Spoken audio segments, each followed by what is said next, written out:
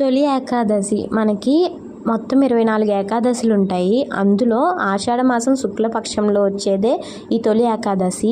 మనకి శ్రీ మహావిష్ణువు యోగ నిద్రలోకి వెళ్ళి శేషసర్పం మీద శయనిస్తారు కాబట్టి దీన్ని శయన ఏకాదశి అని కూడా అంటారు. పేలాల పిండి తప్పకుండా తినాలంటారు కదా.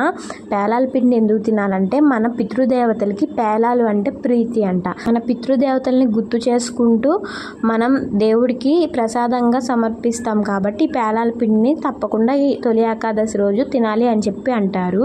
నాకు తెలిసిన ఇన్ఫర్మేషన్ మీతో షేర్ చేసుకున్నా. మనం చేసుకునే కష్టం లేకుండా ప్యాకెట్స్ లో అమ్మేస్తున్నారు అనమాట. ఇది బెల్లంతో చేసిందండి. ప్యాకెట్ 20 రూపీస్ అంట.